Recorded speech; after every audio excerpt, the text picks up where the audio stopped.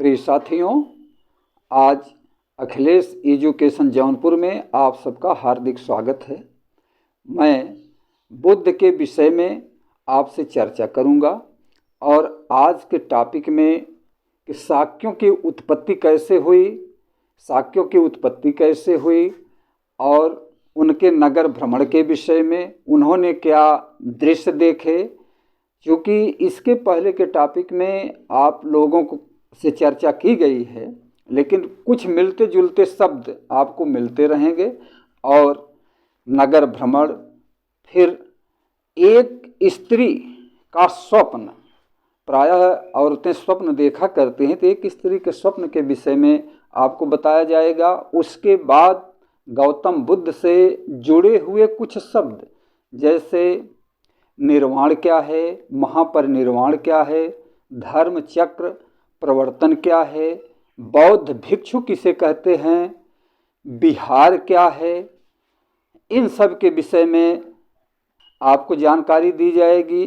चैत्य किसे कहा जाता है, पवार क्या है, वर्षावास क्या है, इन सब के विषयों में आपको जानकारी। इसके बाद उसी क्रम में फिर बुद्ध के 4 आर्य सत्य, उनके गुरुओं के नाम, अष्टांगिक मार्ग और बुद्ध के जीवन से जुड़ी घटनाओं में आपने एक नाम और सुना होगा कि वैशाली की नगर बधू, जिसे आम्रपाली के नाम से जाना जाता था, वह क्यों प्रसिद्ध है। इन सब के विषय में आपको जानकारी दी जाएगी। और एक स्त्री अपने मृतक पुत्र को लेकर के उनके पास आती है जीवित करने के लिए, तो आप यह देखेंगे कि क्या वह पुत्र जीवित हो जाता है, कि नहीं। यह सब जानकारी आपको मिलेगी। आप लोग वीडियो से बने रहेंगे।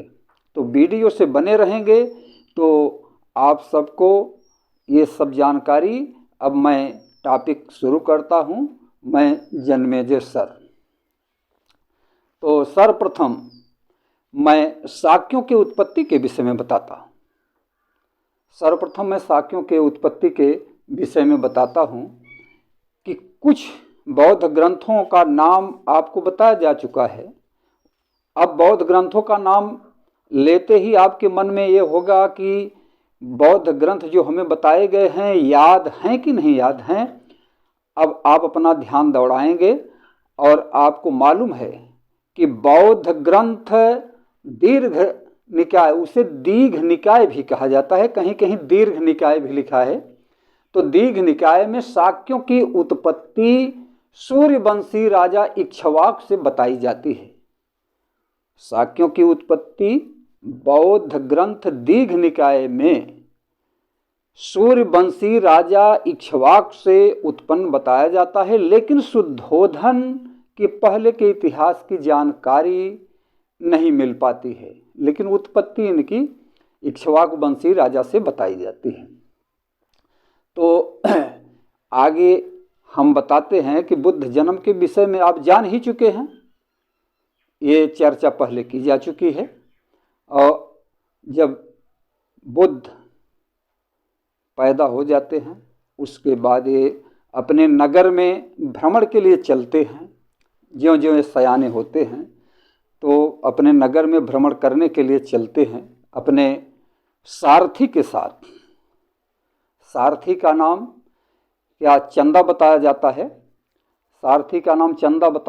है। तो उस सारथी के साथ रथ पर बैठकर, कभी घोड़े पर भी बैठ कर के नगर भ्रमण में चलते हैं। और जैसा कि कुछ ऋषियों ने, साधुओं ने, ऋषि मुनियों ने भविष्यवाणी भी की थी इनके जन्म होने पर, इनका हस्तरेखा या इनके गुण को देख करके। तो इस तरह की कहानी आप सुन चुके हैं। आगे देखते हैं। तो जब ये नगर भ्रमण में चलते हैं तो इनके जीवन में उस नगर भ्रमण में 4 दृश्य मिलते हैं। क्या कि एक वृद्ध मिलता है, एक बीमार व्यक्ति मिलता है, एक शव मिलता है और एक योगी मिलता है। ये 4 दृश्य महत्वपूर्ण माने जाते हैं इनके जीवन में। बचपना काल में या किशोरावस्था को लेकर के जब तक ये सयाने हो गए थे, नगर भ्रमण कर रहे थे, तो एक वृद्ध, एक बीमार, एक शव और एक योगी यानी एक सन्यासी मिलता है। इस प्रकार आप यह कह सकते हैं कि एक शव वृद्ध सन्यासी, एक शव वृद्ध बीमार सन्यासी। अब इसका जब आप विस्तार में करेंगे धीरे धीरे आपको ये मालूम हो जाएगा कि एक वृद्ध है, एक शव यानी मृतक, और एक बीमार, एक सन्यासी। तो जब इनको ये देखते हैं, तो जब ये वृद्ध व्यक्ति को देखे तो अपने सारथी से पूछने लगते हैं कि ये क्या है। तो सारथी इनका बताता है कि यह अवस्था ये सबके जीवन में आएगी। मनुष्य पैदा होता है या कोई भी प्राणी पैदा होता है, धीरे धीरे सयाना होता है, उसके बाद वह बीमार हो जाता है, वृद्ध हो जाता है, उसके बाद वह वृद्ध हो जाता है।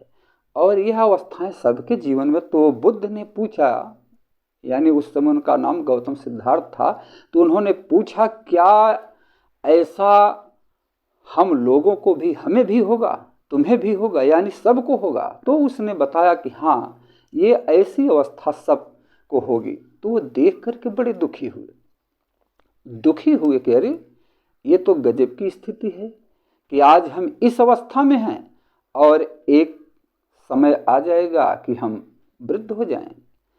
फिर अगला दृश्य उनको मिलता है। इस तरह से डेली वो नगर भ्रमण में जाया करते थे, तो एक एक दृश्य उनको मिला करते थे। एक दिन उन्हें एक बीमार व्यक्ति मिला, रोगी व्यक्ति। यह बताया जाता है कि वह क्षय रोग से पीड़ित था, उसे बार बार खांसी आ रही थी, जैसे सर्दी जुकाम होता है, खांसी आती है, तो उसे खांसी आ रही थी, यानी वह खांस रहा था, चल रहा था, बैठ भी जाता था, और एकदम दुबला पतला शरीर वाला इंसान। तो वो देखे तो अपने सारथी से पूछने लगे, सारथी माने रथ चलाने वाला, तो उससे पूछे कि ये क्या। तो उन्होंने कहा कि यह एक बीमार व्यक्ति है, इसे बार बार खांसी आ रही है, तो कहें क्या यह बीमारी हमें भी आ सकती है या किसी को आ सकती है। तो उसने बताया कि हाँ, बीमारी किसी को हो सकती है, कोई भी बीमारी हो सकती है। फिर उनका मन बड़ा दुखी हुआ कि अरे ये जीवन की ऐसी अवस्थाएं हैं कि आदमी बीमार हो जाता है, बूढ़ा भी हो जाता है, यानी वृद्ध भी हो जाता है। तो ये तो बड़े दुख का विषय है। उसके बाद फिर राजमहल आते हैं, फिर अपना जो है इस तरह से वो नगर भ्रमण के लिए जाया करते थे। कुछ न कुछ चीज़ें उन्हें दिखाई पड़ती थी। एक दिन इन्होंने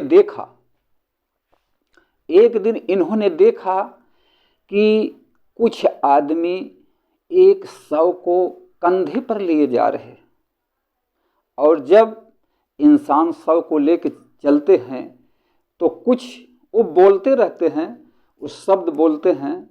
आप अब इस बात को सुनते ही आपके मन में एक जिज्ञासा हो गई कि वो क्या बोलते हैं। इस समय आप वर्तमान में देखते हैं कि लोग कहते हैं राम नाम सत्य है, तो क्या उस जमाने में भी ऐसा कहा जाता रहा होगा? हो सकता है कहा जाता हो कि राम नाम सत्य है, राम नाम सत्य है, ऐसा कहते हुए लोग लेके जा रहे थे। तो उन्होंने देखा कि ये क्या है।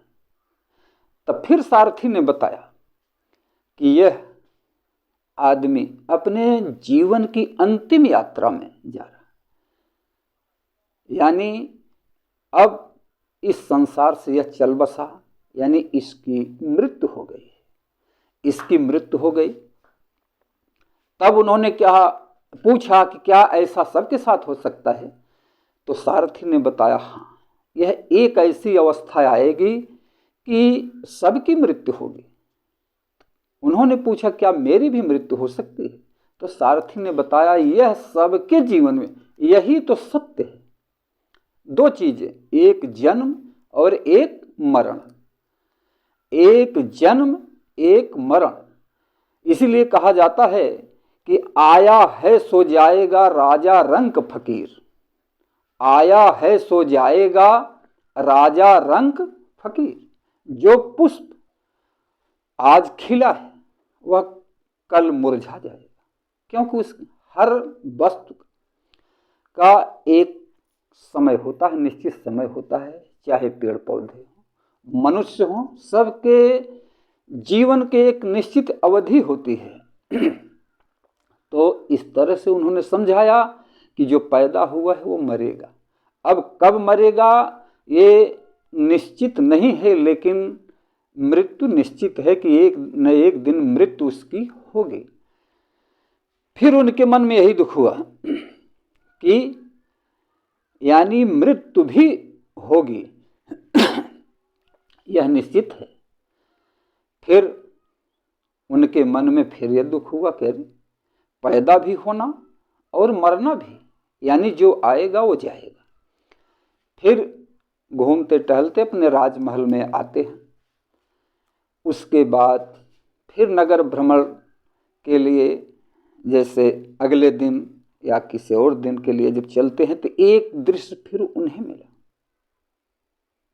क्या कि उन्होंने एक सन्यासी देखा जो सन्यासी वेश में, जैसे कहते हैं कि कुछ लोग सफ़ेद वस्त्र भी ओढ़े या पहने रहते हैं, कुछ गेरुआ वस्त्र पहने रहते हैं, कुछ लोग कुछ नहीं पहनते। तो इस तरह से उन्होंने देखा कि एक सन्यासी है, बड़े बड़े दाढ़ी, बड़े बड़े बाल। और जब उसके पास गए तो उन्होंने देखा कि ये सन्यासी मग्न अवस्था में है। उन्होंने पूछा ये क्या है? तब सारथी ने बताया कि यह एक सन्यासी है और यह जीवन मरण की खोज कर रहा है, यानी दुख से कैसे छुटकारा पाया जाए यह उसी के ध्यान में है। और यह प्रसन्न भी है, मग्न है, शरीर से स्वस्थ है। तब उनके दिमाग में आया कि जो मैंने अन्य चीजें देखा वो तो बड़ी कष्टकारक थी। जो मैंने अन्य चीजें देखा, क्या देखा कि एक वृद्ध देखा जिसकी कमर टेढ़ी हो गई है, लाठी लेके चल रहा है, उसके सर के बाल सफेद हो गए हैं, वो भी दुबला पतला है। तो ये तो जीवन का कष्ट है। एक बीमार व्यक्ति को देखा, एक बीमार व्यक्ति को देखा, वो भी जीवन कष्टकारक। फिर जीवन के अंतिम क्षण को देखा कि लोग उठा करके ले जा रहे हैं, अब वो फिर इस दुनिया में नहीं आएगा, वो जला दिया जाएगा, वो भी कष्टकारक। तो सन्यासी तो स्वस्थ है, खुश है, मग्न है, प्रसन्न है। वो देखे तो उनके यह समझ में आया कि उन सबसे अच्छा तो यही है। और इस प्रकार से उन्होंने देखा कि यह संसार दुखों से भरा पड़ा है, यानी यह संसार ही दुखमय है। तो दुख से छुटकारा कैसे मिले, दुख से मुक्ति कैसे मिले, अब यह विचार उनके मन में आ गया कि यह संसार दुखों से भरा हुआ है, इसलिए हमें इस दुख से मुक्ति कैसे मिले, दुख से छुटकारा कैसे मिले, यानी इसका ज्ञान हमें कैसे हो, हमें इसकी खोज करना है। इसलिए अब उनके मन में एक जैसे नई क्रांति से नई भावना सी जागृत हो गई और वे सोचे कि हमें इसके विषय में जानकारी करना है। और यह जानकारी घर में रह करके, राजमहल में रह करके नहीं हो सकती। इसके लिए गुरुओं से ज्ञान लेना पड़ेगा। और अपने मन में एक निश्चय किए, संकल्प, दृढ़ संकल्प किए कि हमें अब राजमहल में नहीं रहना है, हमें इसके विषय में जानकारी करना है, इसके लिए गुरुओं से अध्ययन। तो चूँकि वो छोटे बच्चे नहीं थे, सयाने हो गए थे, किशोरावस्था, 14-15 साल, 16 साल की अवस्था। तो 16 साल की अवस्था में तो उनकी शादी ही हुई थी। तो इस तरह 16 साल अवस्था बीत गई और उस 16 साल की अवस्था में वे बैठे नहीं रहे। पहले राजघरानों में गुरु नियुक्त हुआ करते थे, उन्हें राजपुरोहित कहा जाता था। राजघरानों में गुरु नियुक्त रहते थे राज दरबार के बच्चों को पढ़ाने के लिए, और वो राजपुरोहित कहे जाते थे। वे राज दरबार के बच्चों को, राजाओं के बच्चों को शिक्षा दिया करते थे। तो बचपन से लेकर के उस अवस्था तक उनके एक गुरु हुए और उन गुरु का नाम क्या था? आचार्य कौंडिल्य बताया जाता है। आचार्य कौंडिल्य बचपना अवस्था से लेकर के किशोरावस्था तक आचार्य कौंडिल्य ने उन्हें शिक्षा दी और उन्होंने वेद के विषय में और सभी ग्रंथों के विषय में जानकारी दी। अब आगे और जानकारी लेने के लिए उन्हें और गुरुओं की ज़रूरत पड़ने लगी।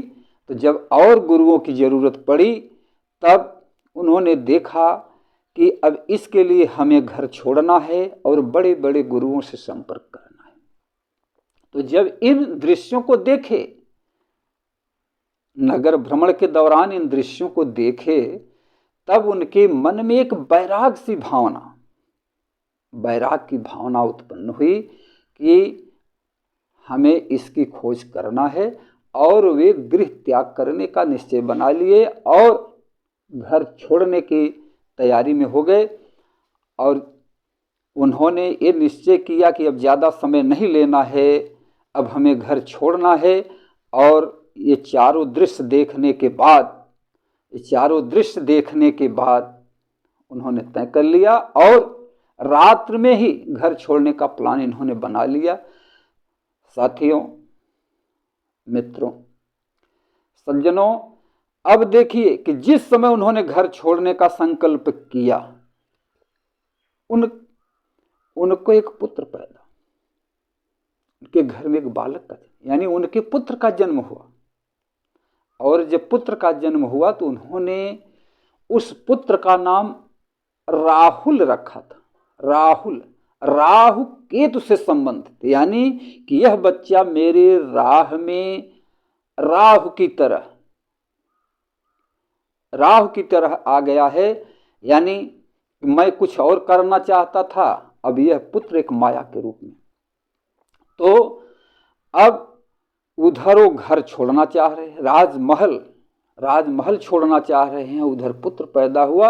और जिस समय इन्होंने अपना गृह त्याग करना चाहा, उस समय उनके पुत्र की आयु कितनी थी? सबसे कम उम्र, यानी 1 दिन पहले वह बच्चा पैदा हुआ था। लोग बधाई देने के लिए आ रहे थे, राजमहल में खुशियां छाई थी, गीत गौनई चल रही थी, नाच गाना हो रहा था। और इधर इनका इरादा कुछ और बन गया था। और रात्रि के समय ने इन्होंने गृह त्याग का निर्णय लिया और वे रानी के महल में जाते हैं, अपनी रानी यशोधरा के महल में जाते हैं पुत्र को देखने के लिए जाते हैं। वे सोचते हैं कि चलते चलते पुत्र को देख लिया जाए, लेकिन फिर वो सोचते हैं कि अगर पुत्र को देखना चाहूं तो कहीं रानी जग जाए और फिर वह विलाप करने लगेगी, रोने लगेगी, और तब मेरे कार्य में बाधा उत्पन्न होगी। रानी के महल तक गए, उन्होंने उसके पास जाकर के पुत्र को पूर्ण रूप से नहीं, उसका मुंह नहीं देख पाए, और रानी अपने छाती से उस पुत्र को लगाए सो रही थी, स्तन से लगाए हुए सो रही थी। एक नज़र उन्होंने देखा, उसके बाद फिर उधर से चल पड़े। सारथी के साथ, और सारथी के साथ जब चल पड़ते हैं तो रात्रि का समय जंगल में पहुंचे, गंतव्य स्थान जहां उन जाना था वहां पहुंचे। उसके बाद सारथी को वहां से वापस कर देते हैं। अब ये बताया जाता है कि ये जब घर से निकले तो सारथी को छोड़े, उसके बाद ये पहुंचते हैं एक नदी जिसका नाम है निरंजना नदी। बिहार में निरंजना नदी है, वहां पहुंचते और वहां पर फिर ये एक गुरु से भेंट करते हैं जिनका नाम है अलार कलाम। गुरु का नाम अलार कलाम। ये सांख्य दर्शन के भी प्राचार्य कहे जाते हैं। तो घूमते घूमते और गुरु के तलाश में घूमते टहलते फिर ये जब गुरु के पास, अलार कलाम के पास पहुंचते हैं और बताते हैं, वो पूछते हैं कि कैसे आना हुआ, सब स्थिति अपनी बताते हैं। अपनी सारी स्थिति बताते हुए उन्होंने फिर अपना बताया कि मुझे शिक्षा लेना है, मुझे ज्ञान लेना है। फिर परिचय होता है तो राजगृह में गुरु यानी आचार्य से मुलाकात होती है, अलार कलाम से। और ये कहा जाता है कि आचार्य सांख्य दर्शन के आचार्य थे, सांख्य दर्शन के आचार्य थे। तो उन्होंने इनकी शिक्षा के विषय में पूछा कि अब तक क्या शिक्षा ली है, तो उन्होंने सारी बातें बताई कि वेदों का अध्ययन, अन्य सब चीज़ों का अध्ययन, युद्ध कला का कौशल, युद्ध कला का अध्ययन, सब सारी चीज़ें। तब आगे उन्होंने योग के विषय में, योग के विषय, दर्शन के विषय में आज सारी बातों की चर्चा की।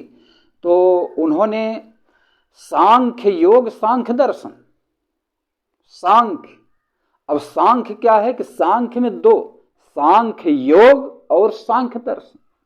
तो उन्होंने कहा मैंने तो इनका अध्ययन किया है, सांख्य योग। उन्होंने फिर कहा कि आप सांख्य दर्शन, तो फिर उन्होंने बताया कि मुझे दोनों की शिक्षा दीजिए, मैं दोनों सीखना चाहता। उनके अंदर इतनी भावना जागृत हुई कि मैं कितना अधिक से अधिक सीख सकूं। तो उन्होंने कुछ प्रश्न उस पर किए और तो उन्होंने पूछा कि ये सांख्य योग, सांख्य दर्शन, तो सांख्य दर्शन जो है दो शब्दों से बना, पुरुष और प्रकृति, पुरुष और प्रकृति, ये दो शब्दों से बना। और पुरुष का मतलब होता है चेतना और प्रकृति का मतलब होता है स्थूल। पुरुष का मतलब होता है चेतना और प्रकृति का मतलब होता है स्थूल। अब इस तरह से इन पे चर्चा होने लगी तो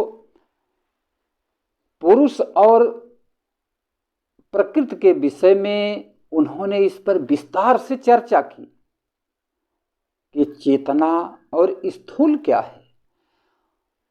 फिर उन्होंने बताया कि मार्ग पर चलना और मार्ग को समझना, मार्ग पर चलना और मार्ग को समझना। तो उन्होंने कहा तो एक ही कहें नहीं, आचार्य ने कहा एक नहीं, दोनों में बहुत बड़ा अंतर है। मन पर बस पाना तो है क्या कि सांख्य योग जो है, सांख्य योग, इससे मोक्ष की अनुभूति होती है और सांख्य दर्शन यह बुद्धि से संबंध रखता है। सांख्य योग से मोक्ष की अनुभूति और सांख्य दर्शन यह बुद्धि से संबंध रखता है। अब मोक्ष क्या है कि कामना से मुक्ति, कामना से मुक्ति ही मोक्ष बताया गया। उन्होंने बताया कि कामना से मुक्ति ही मोक्ष है, कि मार्ग पर चलना और मार्ग को समझना, ये दोनों में बहुत बड़ा अंतर है। मन पर बस पाना यानी मन पर बस पाना यानी सांस पर नियंत्रण, सांसों के आवागमन पर नियंत्रण। जब इस तरह की चर्चाएं आचार्य आलार कलाम ने शुरू की तो इन्हें बड़ा अच्छा लगा और उन्होंने कहा कि मैं इन सब में जानकारी प्राप्त करूंगा। तो मन पर बस रखना यानी सांसों पर नियंत्रण, सांसों के आवागमन पर नियंत्रण रखना, यही शांत दर्शन और इससे मोक्ष की अनुभूति। तो अब सांस पर नियंत्रण रखने का क्या मतलब? उन्होंने बताया कि जैसे कि दिन भर सांसों का अभ्यास करना, दिन भर सांसों। अब वो सांस का अभ्यास क्या है कि एक नाक से सांस लेना, एक नाक से सांस निकालना, या एक ही नाक से बार बार सांस लेना, बार बार निकालना। अब इस तरह से जब वो समझाने लगे तो ये इसका अभ्यास करने लगे कि जैसे बाईं नाक से सांस लेना, ये सूर्य नाड़ी कही जाती है। अब जैसे एक नाक को बंद किया जाए और उससे सांस लिया जाए, बाईं नाक से सांस लेना, इसे कहा जाता है सूर्य नाड़ी। बाईं नाक से सांस लेना, ये क्या है? ये सूर्य नाड़ी है। और दाईं नाक से सांस लेना,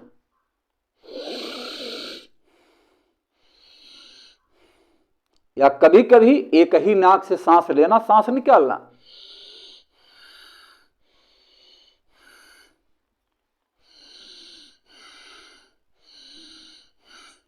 इस तरह से, अब इस तरह से वो इनको ज्ञान देना शुरू कर दिए कि बाईं नाक से सांस लेना ये सूर्य नाड़ी कही जाती है और दाईं नाक से सांस लेना ये चंद्र नाड़ी यानी पिंगला नाड़ी भी कही जाती है।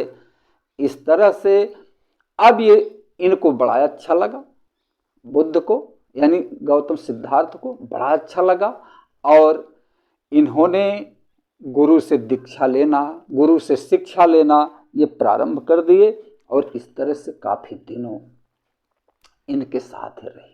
कहाँ? राजगृह में। और बहुत सारे अध्ययन, बहुत कुछ इन्होंने सीखा। फिर कुछ चीजें जब इनके समझ में नहीं आई और उनसे प्रश्न किया करते। गौतम सिद्धार्थ में एक बड़ी अजीब स्थिति थी। क्या कि वे बार बार किसी चीज पर बार बार प्रश्न पूछा करते थे, बार बार प्रश्न पूछा करते थे। उन्हीं प्रश्नों के माध्यम से इनको उत्तर मिलता था और उससे संतुष्ट होते। जब नहीं संतुष्ट होते थे दूसरे प्रश्न पूछते थे। यानी कहने का मतलब कि जो चीज पढ़ते थे, जो चीज पढ़ते थे उन पर तर्क किया करते थे और तर्क के माध्यम से उससे ये सिद्ध करते थे, जानकारी लिया करते थे। काफी समय रहने के बाद तब कुछ चीजें और जानने के लिए ये फिर दूसरे गुरु के पास, और दूसरे अगले गुरु कौन होते हैं?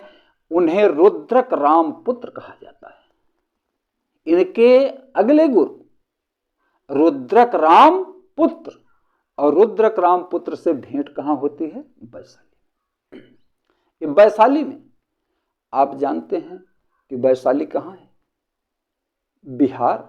राजगृह कहाँ है? बिहार प्रांत। इस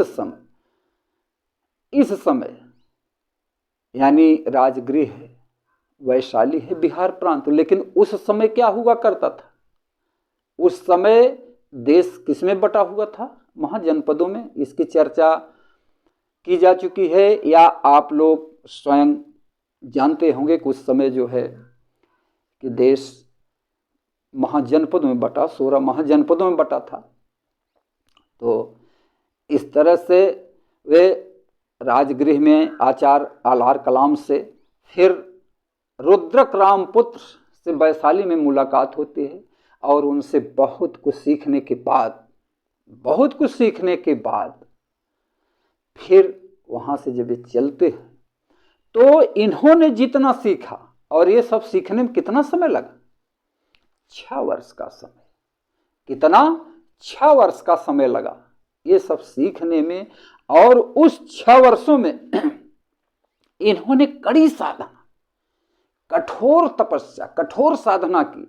और उन्होंने पूछा कि किस तरह से ज्ञान, तो लोगों ने ईश्वर की प्राप्ति, भगवान की प्राप्ति के विषय में भी बताया। तो भगवान कैसे मिल सकते हैं, ईश्वर की प्राप्ति कैसे मिल सकती है, कि व्रत, उपवास या इस तरह से साधना, तमाम सारी चीज़ों को इन्होंने बताया। यूँ कहा कि भोजन को कम करने से, भोजन यहाँ तक कम किया कि गुरुजनों ने बताया कि शरीर को इतना तपाना है कि जैसे नाड़ी, कहते हैं कि इंगला पिंगला ये सब नाड़ियाँ ये सब हैं कि तब इनसे प्रकाश निकलता है, ज्ञान होता है, तमाम सारी चीज़ें। तो जो जिन्होंने बताया, जिन्होंने जो कुछ बताया, वे सुने ही नहीं, वे उसको करते थे, करके सिद्ध करते थे। और यह भी बात सामने आती है कि चावल का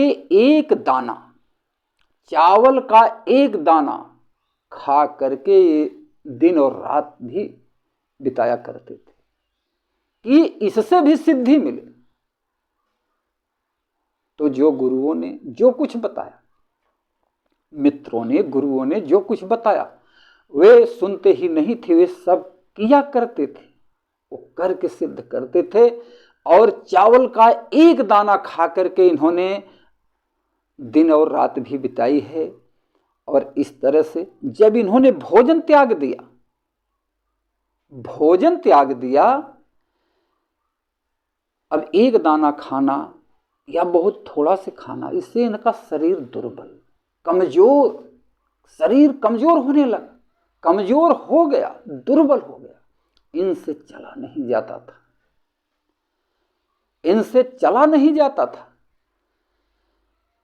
अब जिस स्थान पर रहते थे, प्रायः आश्रम आप जानते हैं कि नदियों के किनारे रहा करते, ऋषियों के, मुनियों के, साधु सन्यासियों के आश्रम जो थे, उनकी कुटी जो थी, ये प्रायः नदियों के किनारे, जहाँ इन बाग बगीचे रहते थे और पानी मिलता था, तो ये जहाँ रहते थे, जब इस प्रकार से इतनी इनकी घनघोर कठिन तपस्या हुई कि इनका शरीर दुबला पतला कमजोर, इनसे चला नहीं जाता था, ये नदी के किनारे जाते थे और यहाँ तक प्यास को मिटाने के लिए 3 चुल्लू पानी पीते थे। 3 चुल्लू पानी पी करके फिर आकर के बैठे रहते, और जितना पढ़ाया गया, बताया गया, वो एक साधना, इन्होंने साधना लगा करके वो सब याद किया करते थे बैठ करके। और इतनी कठिन तपस्या, इतनी घनघोर तपस्या उन्होंने शुरू की कि 6 वर्षों में इन्होंने इतना ज्ञान अर्जित कर लिया विभिन्न गुरुओं के माध्यम से और अपने तपस्या और साधना के। तो जो कुछ पढ़ाया गया, पहली बात तो इनमें यह थी कि इनकी एक लगन, इनकी एक उमंग थी, उस सीखने के लिए इनका प्रेम था, इनकी लगन थी, जागृति थी कि हम कितना अधिक से अधिक सीख लें। और इस तरह से जो कुछ सीखा इन्होंने, तब एक स्थान पर बैठ करके उसका मनन चिंतन करने लगे, जैसे कहीं कि एकदम साधना में लीन हो गए। और वही कि सांसें रोक रोक करके बताया गया कि कभी एक नाक से सांस लिया करते थे, एक नाक से सांस, कभी दूसरी नाक से, कभी दोनों नाक से, कभी सांस ही रोक लिया करते थे। इस प्रकार से इनके ये ध्यान में आ गया कि हमको से ईश्वर की प्राप्ति, साधना और ये मुक्ति, क्या तमाम सारी चीज़ें जो बताई गई। तो इस तरह से ये अपनी साधना में लीन, इनका शरीर इतना कमज़ोर, इतना दुर्बल कि जहाँ पर ये थे वहाँ कुछ परिवार रहा करते थे। तो एक परिवार के बच्चे इनको देखा करते थे। एक लड़की के मन में भावना जागृत की, यह सन्यासी न कुछ खाता है न पीता है, न दिन भर साधना में लीन रहता है और शरीर से इतना दुबला पतला कमजोर हो गया है कि नदी के किनारे जाता है, 3 चुल्लू पानी पीता है और बस वही पानी पीकर इतना कमजोर हो गया कि अब नदी के पास तक जाना भी दुर्लभ, ये चल नहीं पाते थे। तो वह खीर बना करके इनको खिलाई। उसने बताया कि इससे आपके शरीर में ताकत मिलेगी, तब आप साधना और अधिक समय तक कर पाएंगे। और इस तरह से वह, उसका नाम बताया जाता है, आपने पढ़ा भी होगा कि सुजाता नाम की वह लड़की ने खीर बनाकर खिलाई। इनके और मित्र भी थे, लेकिन मित्रों ने छोड़ करके वहाँ से चले गए, लेकिन ये अपनी साधना पर डटे रहे। कहा जाता है इनमें कुछ पाने की ललक थी, भावना थी, कुछ प्राप्त करने की ललक भावना, इनकी लगन लगी रही कि मन में अभिलाषा थी कि जब तक हमें प्राप्त नहीं होगा तब तक हम अपने स्थान से हटेंगे नहीं और बिना कुछ पाए जाएंगे नहीं। तमाम गुरुओं के पास जाते, सीखते और भ्रमण करते रहते। तो इस तरह से सज्जनों अपने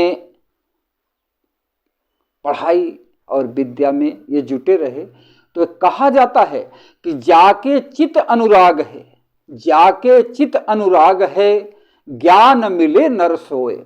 जाके चित अनुराग है, ज्ञान मिले नर सोए, बिन अनुराग न पावहीं कोटि करे किनको।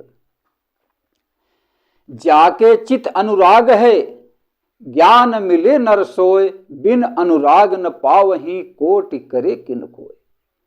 इनमें पढ़ने का इतना अनुराग, इतनी लगन थी। और जब उन साधु, उन आचार्यों के पास ये गए तो ये नहीं पूछा जाता था, जात नहीं पूछी जाती थी। कहीं कहीं तो आप पढ़े होंगे कि कुछ गुरुओं ने जात पूछ करके शिक्षा देने से भी इनकार कर दिया था कितने शिष्यों को।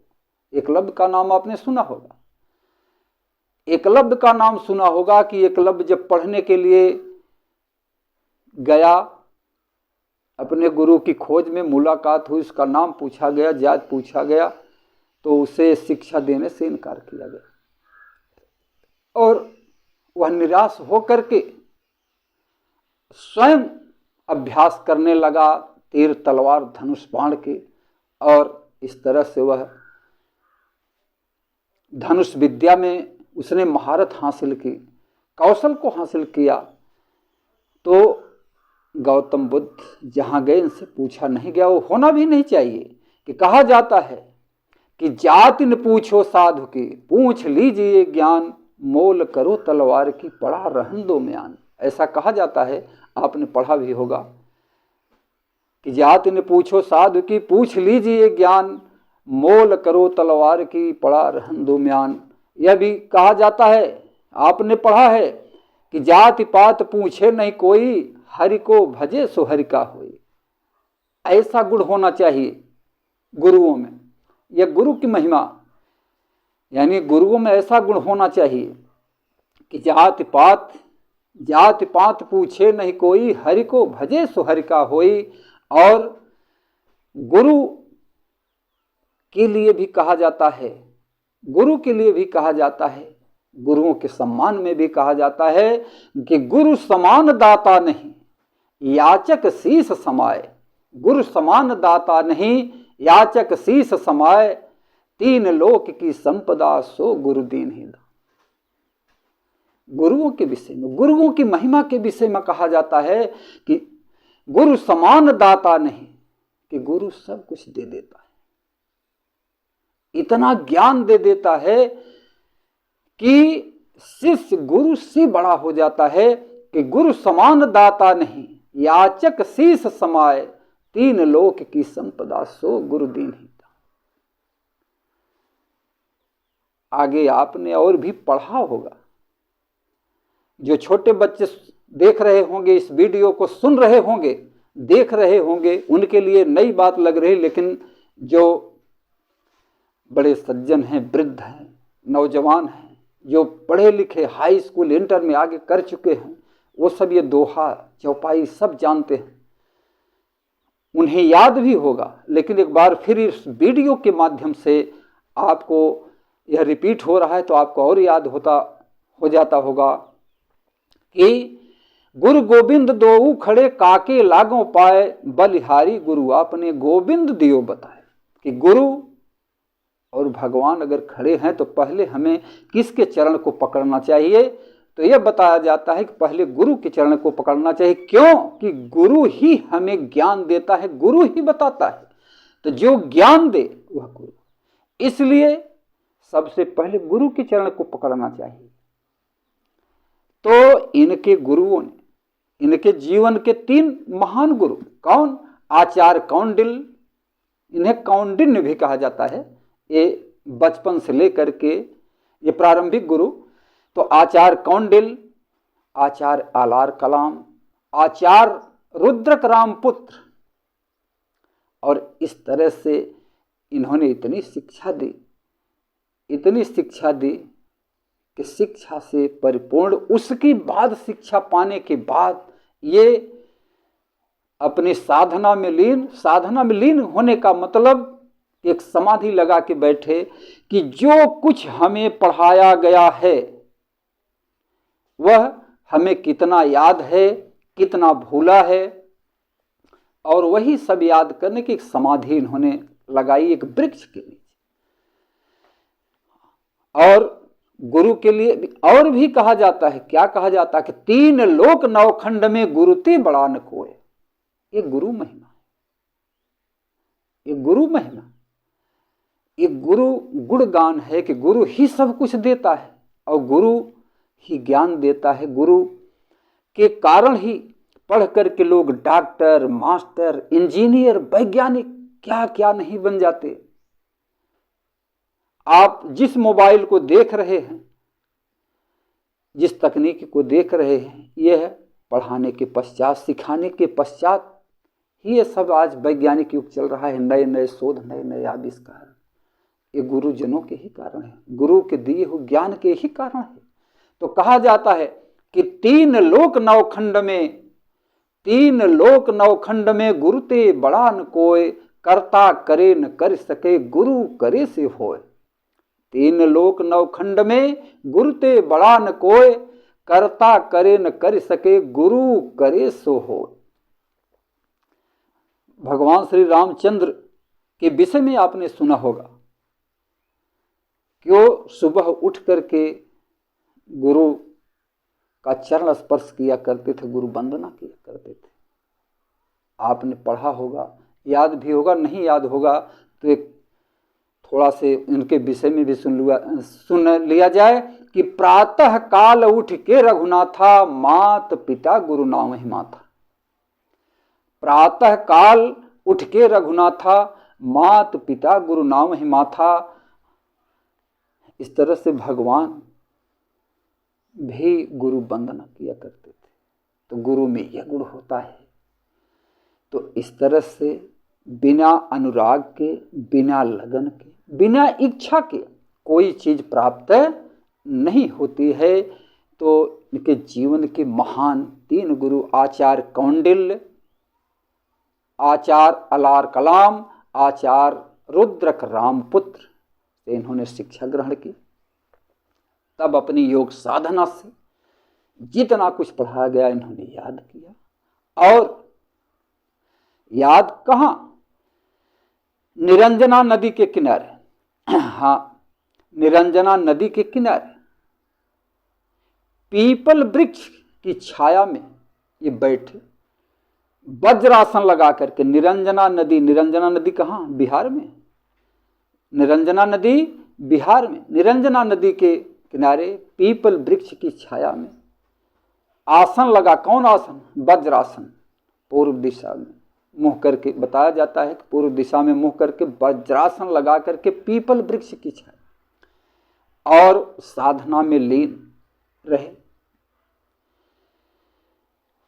अब बैसाख पूर्णिमा के दिन रात्रि के समय इन्हें ज्ञान का प्रकाश आलोकित हुआ। ज्ञान का प्रकाश आलोकित हुआ बैसाख पूर्णिमा के दिन निरंजना नदी के किनारे पीपल वृक्ष के नीचे, या यूं कही पीपल वृक्ष की छांव में वज्रासन लगा करके बैठे ध्यानावस्था में। तो रात्रि के समय, बैसाख पूर्णिमा की रात्रि के समय इन्हें ज्ञान प्राप्त हुआ, दिव्य ज्योति प्राप्त हुई, और जितनी सारी चीजें इनको पढ़ाया गया सारी की सारी चीजें इन्हें याद। और इस प्रकार बैसाख पूर्णिमा बहुत ही महत्वपूर्ण दिन, और उसे क्या कहा जाता है? बुद्ध पूर्णिमा। बुद्ध पूर्णिमा के रूप में भी याद किया जाता है। किसे? बैसाख पूर्णिमा को। बैसाख पूर्णिमा को बुद्ध पूर्णिमा के रूप में भी याद किया जाता है। जब इन्हें ज्ञान प्राप्त हुआ तो इन्हें एक दिव्य ज्योति से मिली। तो जब इन्हें ज्ञान प्राप्त हुआ, निरंजना नदी के किनारे, और वह स्थान कौन था? बोध गया। गया का नाम सब लोग जानते हैं। बोध ही गया, एक थोड़ा से एक शब्द और लग जाता है, बोध शब्द। तो गया आप जानते हैं बिहार में है, और गया में लोग प्रायः जाते हैं अपने पूर्वजों का पिंड दान करने के लिए, पुरखों का पिंड दान करने के लिए। गया नाम से सब जानते हैं, गया नाम से प्रसिद्ध है। लेकिन गौतम सिद्धार्थ, जब इन्हें ज्ञान प्राप्त हुआ तो गौतम सिद्धार्थ से गौतम बुद्ध हो गए, और इन्हें भगवान बुद्ध भी कहा जाता है। तो जब उन्हें उस पीपल वृक्ष के नीचे ज्ञान प्राप्त हुआ तो उस वृक्ष का नाम बोधि वृक्ष कहा जाता है। बोधि वृक्ष। और एक शब्द और जानिए कि उस पीपल वृक्ष को अश्वत्थामा वृक्ष भी कहा जाता था, या यूं कहिए कि कहा जाता है। उसके पहले उसे नाम था, उस पीपल वृक्ष का नाम था अश्वत्थामा वृक्ष। और जिस वृक्ष के नीचे इन्हें ज्ञान प्राप्त हुआ उस पीपल के वृक्ष को बोधि वृक्ष, ज्ञान, बोधि माने ज्ञान, बोधि वृक्ष कहा गया। और कुछ समय तक ये वहां रहे। ये बताया जाता है 7 सप्ताह तक उस 7 सप्ताह तक ये बोध गया में रहे। तो जब इन्हें ज्ञान प्राप्त हुआ तो लोगों से ये वार्तालाप, प्रवचन ये सब करते, तो 2 लोग इनके पास पहुंचे और 2 लोगों को इन्होंने ज्ञान दिया। 2 लोगों को जब इन्होंने ज्ञान दिया तो क्या कि बुद्धम शरणम,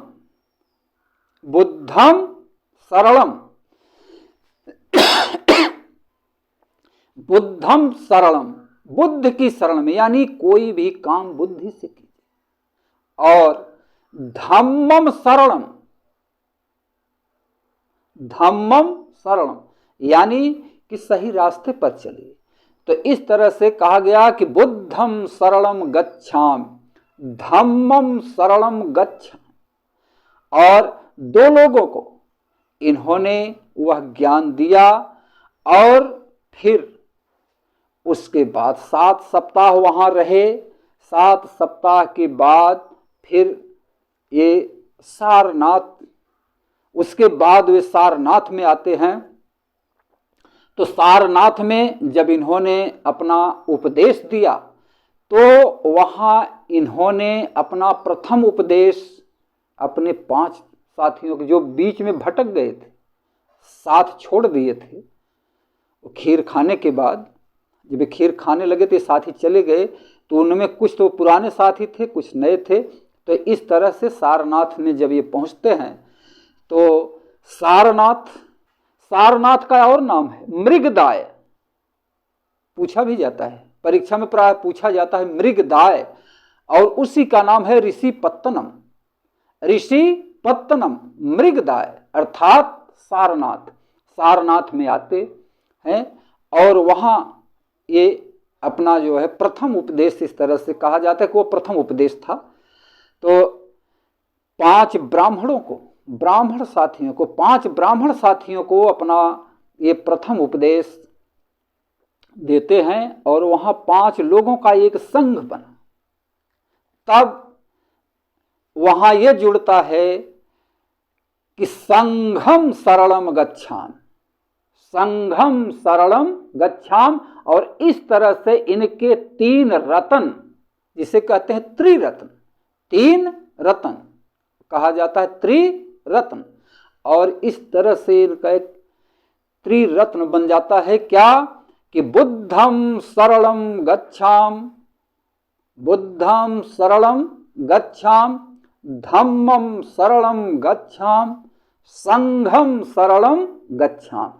तो बोध गया में 2 लोगों को इन्होंने शिक्षा दी, बोध गया में जो 2 लोगों को इन्होंने शिक्षा दी, तो उससे बुद्धम शरणम गच्छाम, धम्मम शरणम गच्छाम, और सारनाथ में आए तो जब 5 ब्राह्मण साथियों को शिक्षा दिए, कहने का मतलब 5 लोगों को शिक्षा दी और 5 लोगों एक संघ बन गया, समूह बन गया, समुदाय बन गया, तब उसे कहा गया संघम शरणम गच्छाम। और यह इनका 3 रत्न हो गया कि बुद्धम, धम्मम और संघम, बुद्धम, धम्मम और संघम, यह 3 रत्न बन गया।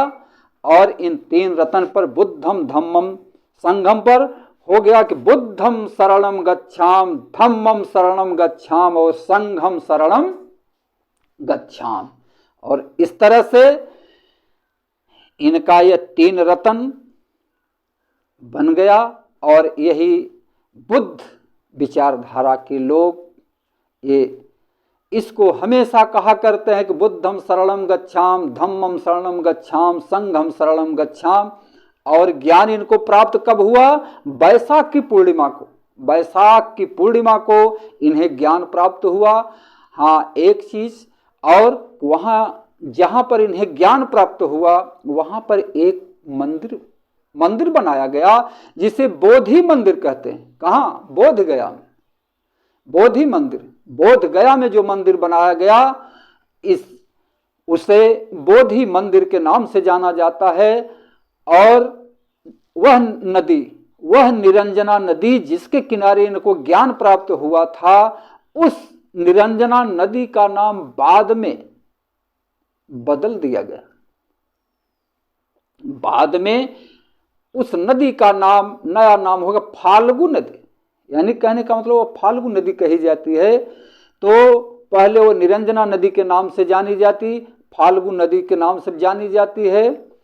और फाल्गु नदी वह 2 नदियों का संगम, मोहना नदी और निरंजना नदी, मोहना नदी और निरंजना नदी 2 नदियों का संगम है। तो इस तरह से आप यूँ कह सकते हैं कि निरंजना, फाल्गु, मोहना, इस तरह से आप 3 नदियों के नाम जान सकते हैं, निरंजना नदी, फाल्गु नदी, मोहना नदी। तो जब वह फाल्गु नदी बनी तो फाल्गु नदी वो मोहना और निरंजना नदियों के संगम पर, और वहाँ का मंदिर बोधि मंदिर, बैसाख पूर्णिमा को ज्ञान प्राप्त हुआ। आगे एक कहानी है, कहानी छोटा सा दस्तान, क्या कि बंगाल का शासक, बंगाल का राजा जिसका नाम शशांक था, वह कहा जाता है कि शैव अनुयायी था, शैव अनुयायी।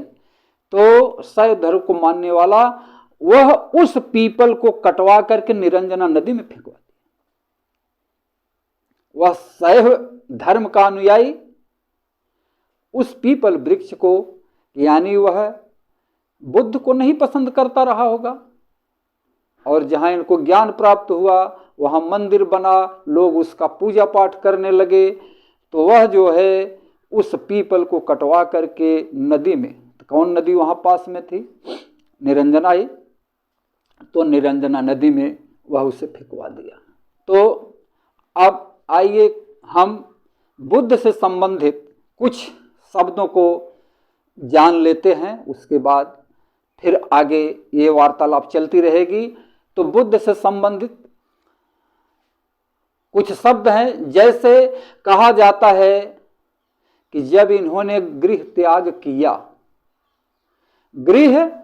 जब गृह त्याग इन्होंने किया तो उसे क्या कहा जाता है, इसके विषय में हम जान लेते हैं कि महाभिनिष्क्रमण। गृह त्याग को क्या कहा जाता है, महाभिनिष्क्रमण। महाभिनिष्क्रमण, जब इन्होंने अपनी राजधानी का त्याग किया तो उस शब्द को कहा जाता है महाभिनिष्क्रमण। क्या कहा जाता है, महाभिनिष्क्रमण। महाभिनिष्क्रमण माने गृह त्याग। महाभिनिष्क्रमण को क्या कहा जाता है, गृह त्याग।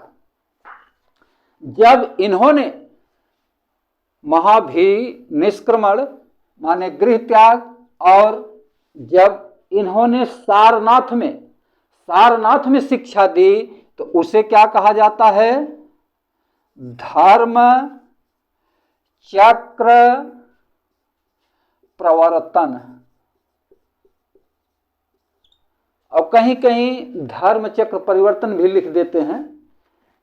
धर्म चक्र प्रवर्तन,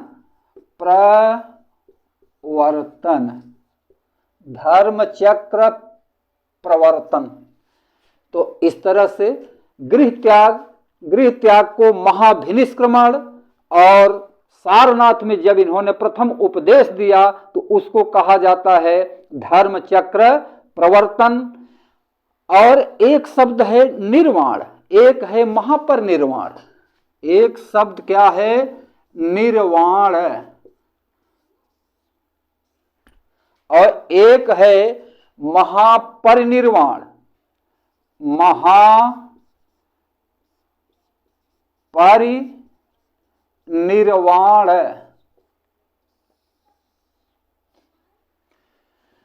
महाभिनिष्क्रमण ये क्या है, गृह त्याग। जब इन्होंने अपना घर छोड़ा, अपना राजमहल छोड़ा ज्ञान की खोज के लिए, तो उसे महाभिनिष्क्रमण कहा गया। और जब सारनाथ में इन्होंने अपने 5 साथियों को प्रथम उपदेश सारनाथ में जब एक संघ में दिया तो उसे कहा गया धर्म चक्र प्रवर्तन और निर्वाण। दुख से छुटकारा, दुख से मुक्ति होना, इसे कहा जाता है निर्वाण। इस पर गौतम बुद्ध ने बहुत जोर दिया है। प्रायः इस पर जोर देते हैं निर्वाण के लिए, कि दुख से छुटकारा। देखिए कभी कभी पढ़ाने में या बताने में कुछ भूल हो जाती है, गलतियां हो जाती हैं, तो हो सकता है कि पीछे के वीडियो में आपको इन शब्दों में थोड़ा सा कुछ कहीं परिवर्तन मिला हो, तो उन चीज़ को सुधार लिया जाता है कि निर्वाण, ये निर्वाण क्या है, दुख से छुटकारा, दुख से मुक्ति को निर्वाण कहा गया, यानी दुखों से मुक्ति, दुखों से छुटकारा। और महापरिनिर्वाण क्या कहा जाता है कि मृत्यु को महापरिनिर्वाण कहा जाता है। जब गौतम बुद्ध की मृत्यु हुई, और गौतम बुद्ध की मृत्यु, क्योंकि इस शब्द को हम जानते रहेंगे तो आगे जो पढ़ाया जाएगा, इन्हीं शब्दों को जब बताया जाएगा तो आप तुरंत जो है आसानी से याद कर लेंगे। तो इस तरह से आपने सुना कि सारनाथ में जब इन्होंने उपदेश दिया तो उसे क्या कहा गया, धर्मचक्र प्रवर्तन। अब इनके जो 5 मित्र थे सारनाथ में, जो इन्होंने उपदेश दिया, तो इनके 5 मित्र थे। अब उन 5 मित्रों के नाम भी आपको मालूम होंगे। और इस तरह से 5 ब्राह्मण मित्र या 5 साथी इनके कौन थे, कौंडिल्य, महानाम, बाष्पा, भद्रक, अश्वजीत। कौंडिल्य भी कहा जाता है, कौंडिल्य, महानाम, बाष्पा, भद्रक और अश्वजीत, ये इनके 5 साथी थे जिनको इन्होंने धम्म की शिक्षा दी थी सारनाथ में। और शुरू में जिन 2 लोगों की इन्होंने शिक्षा दी थी उनके नाम त्रिपुषक और भल्लिका था। 2 लोगों की शिक्षा इन्होंने कहाँ दी थी? बोधगया में। त्रिपुषक और भल्लिका, और 5 लोगों को इन्होंने शिक्षा कहाँ पर दी थी? सारनाथ में। तो इस तरह आपने देखा कि महाभिनिष्क्रमण क्या कहा जाता है कि जब इन्होंने गृह त्याग किया। धर्म चक्र प्रवर्तन क्या कहा जाता है? जब सारनाथ में शिक्षा दी। निर्वाण क्या है कि जब दुखों से मुक्ति, दुखों से छुटकारा हो, दुख से मुक्ति हो, तब क्या कहा जाता है? निर्वाण। और इस पर गौतम बुद्ध ने बहुत जोर दिया है, निर्वाण शब्द पर बहुत जोर दिया है। उसके बाद महापरिनिर्वाण, निर्वाण और महापरिनिर्वाण। निर्वाण दुख से छुटकारा, महापरिनिर्वाण जब इनकी मृत्यु हो जाती है। कुछ शब्द आप जानते रहेंगे तो बीच बीच में अभी इन शब्दों की जरूरत पड़ेगी। तो महानिर्वाण जब इनकी मृत्यु हो जाती है, और इनकी मृत्यु हुई कब? 80 वर्ष की अवस्था में, 483 ईसा पूर्व। 80 वर्ष की अवस्था में 483 ईसा पूर्व इनकी मृत्यु होती है। अब मृत्यु इनकी कहां पर हुई? कुशीनगर।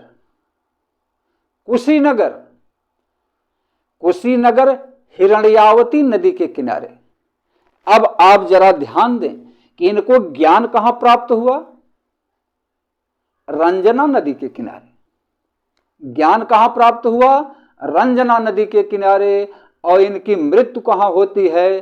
कुशीनगर हिरण्यावती नदी के किनारे। हिरणावती भी कहा जाता है या हिरण्यावती कहा जाता है। तो ज्ञान प्राप्त हुआ निरंजना नदी के किनारे और मृत्यु होती है कुशीनगर हिरणावती नदी के किनारे। और इस तरह से ये कुछ शब्द आपने देखा। उसके बाद आप देखते हैं कि वर्षावास भी बुद्ध से संबंधित ये शब्द हैं, बौद्ध धर्म से संबंधित शब्द हैं। कि वर्षावास क्या होता है कि बौद्ध भिक्षु 3 महीना एक स्थान पे रह करके साधना करते हैं, नियम सीखते हैं और मनन करते हैं, चिंतन करते हैं। ये एक स्थान पर 3 महीने के लिए रहते हैं और उस 3 माह के समय को वर्षावास कहा जाए। वह समय है कब से? आषाढ़ पूर्णिमा से लेकर के आश्विन पूर्णिमा तक। आषाढ़ पूर्णिमा से लेकर के आश्विन पूर्णिमा यानी क्वार पूर्णिमा तक, ये 3 माह का समय वर्षावास का होता है। और आश्विन पूर्णिमा से आषाढ़ पूर्णिमा से आश्विन पूर्णिमा तक यानी क्वार की पूर्णिमा को यह खत्म होता है और ये 3 महीने का समय होता है। इस 3 महीने में बुद्ध के समय ये जो बौद्ध भिक्षु होते हैं एक स्थान पर रहते हैं और एक स्थान पर रह करके ये सब नियम सीखते हैं, आश्रम के नियम सीखते हैं, साधना करते हैं, ज्ञान विज्ञान की बातें करते हैं, चर्चा करते हैं। तो इसे कहा जाता है वर्षावास। एक शब्द होता है पवार क्या है कि 3 माह वर्षावास करने के बाद बौद्ध भिक्षु पवार करते हैं, अर्थात वर्षावास की समाप्ति को पवार कहा जाता है। ये महत्वपूर्ण शब्द ये हैं कि वर्षावास 3 महीना, आषाढ़ पूर्णिमा से क्वार पूर्णिमा यानी आश्विन पूर्णिमा तक 3 महीने के लिए, 3 महीना वर्षावास करने के बाद जब ये वर्षावास समाप्ति होती है तो उसे पवार कहा जाता है। और वर्षावास के समय बौद्ध भिक्षु को भंत भी कहा जाता है। तो बौद्ध भिक्षु कहीं जाते नहीं हैं, एक स्थान पर रहते हैं, जगह जगह आश्रम इनके जो होते हैं। तो ये 3 महीने के लिए कहीं नहीं जाते हैं, एक स्थान पर रहते हैं।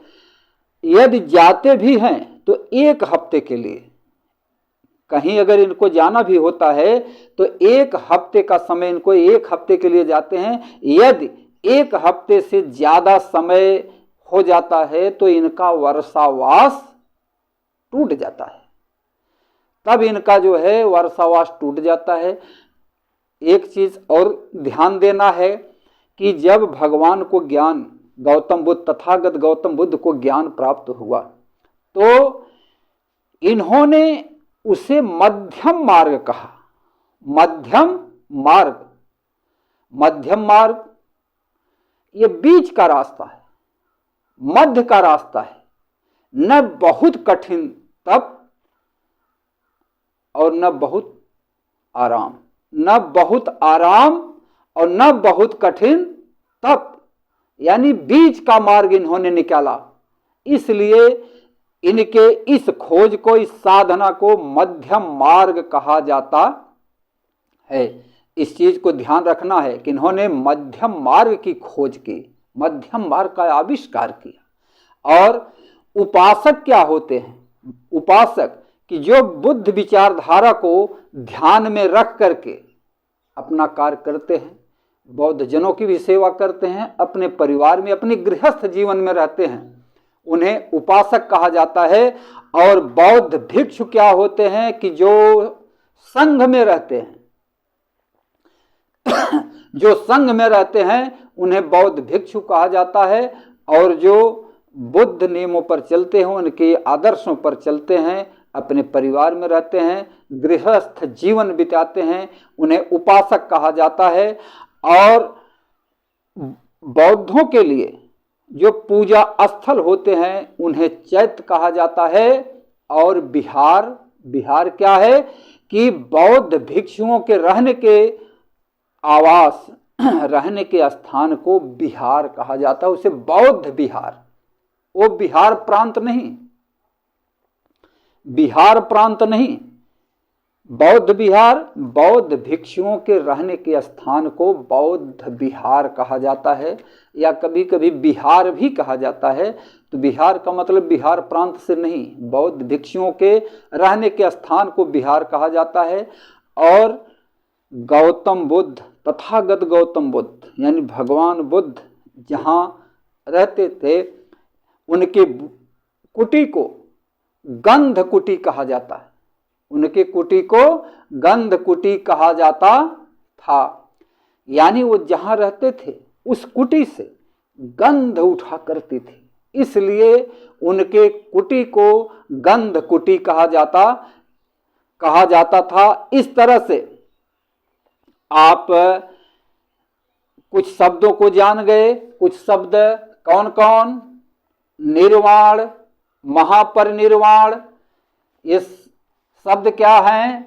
निर्वाण, महापरिनिर्वाण, महापरिनिर्वाण, धर्म चक्र प्रवर्तन। निर्वाण, महापरिनिर्वाण, धर्म चक्र प्रवर्तन, महाभिनिष्क्रमण, महाभिनिष्क्रमण। अब आप इन शब्दों को अपने ध्यान में बैठाइए कि इनका क्या मतलब है। चैत्य, चैत्य बिहार, बिहार। इसके पहले आप लगा दीजिए बौद्ध, बौद्ध विहार। निर्वाण, महापरिनिर्वाण, महाभिनिष्क्रमण, धर्मचक्र प्रवर्तन, चैत्य बिहार। इस तरह से जो है ये शब्द भी आप याद करते रहेंगे। पवार, पवार पूछा जा सकता है कि पवार किस धर्म से संबंधित है। पवार वर्षावास क्या है? वर्षावास, वर्षावास, वास पवार वर्षावास। अभी आप देखते रहे निर्वाण महापरिनिर्वाण, इसको 2-3 बार जब आप याद करेंगे तो एकदम से याद हो जाएगा। उपासक है, बौद्ध भिक्षु है, इस तरह से जो है उपासक, बौद्ध भिक्षु, पवार, वर्षावास, ये शब्द जब याद रहेंगे तो पेपर आने पर या जो परीक्षा में पूछा जाएगा आप उसे आसानी से याद कर सकते हैं।